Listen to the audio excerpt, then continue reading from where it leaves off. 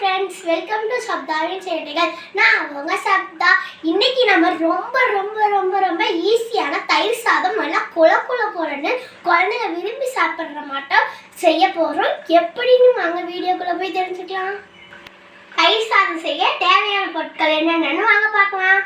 ஒரு டம்ளர் அரிசிக்கு 4 டம்ளர் தண்ணி சேர்த்து குக்கரில் தேவையான அளவு உப்பு சேர்த்து 5 விசில் விட்டு சாதத்தை நல்லா குழைவாக நான் வச்சுருக்கேன். இப்போ வாங்க இதில் நம்ம தாளித்து தயிர் சாதம் எப்படி பண்ணுறதுன்னு பார்த்தரலாம்.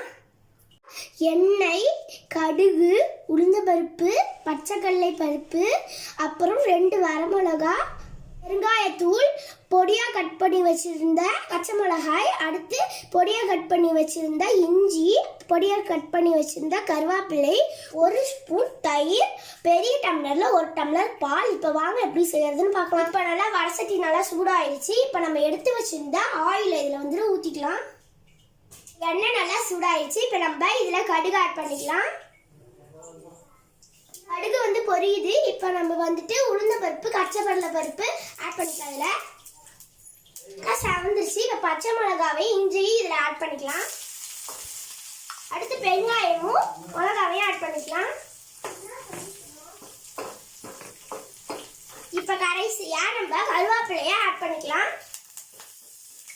நல்லா நம்ம கிண்டி விட்டுக்கலாம். ஸ்டவ்வை ஆஃப் பண்ணிக்கலாம். இப்போ நம்ம தாளிச்சதை நம்ம குறைவான சாதத்தில் நம்ம ஆட் பண்ணிக்கலாம். தாளிச்சதை ஆட் பண்ணியாச்சு. அடுத்து நம்ம தயிரும் பாலும் ஆட் பண்ணிக்கலாம். அதில்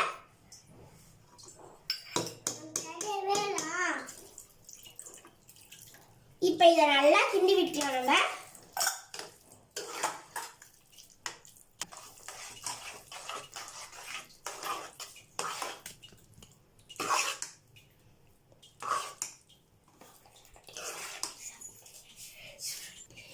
நம்ம இதில் நம்ம சாதத்தை வேக வைக்கும் போதே உப்பு சேர்த்து தான் வேக வச்சோம்.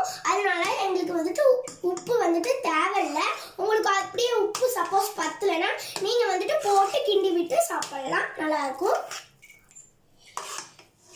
இப்போ நல்லா கொலன்னு நல்ல டேஸ்டான தயிர் சாதம் ரெடி ஆயிடுச்சு.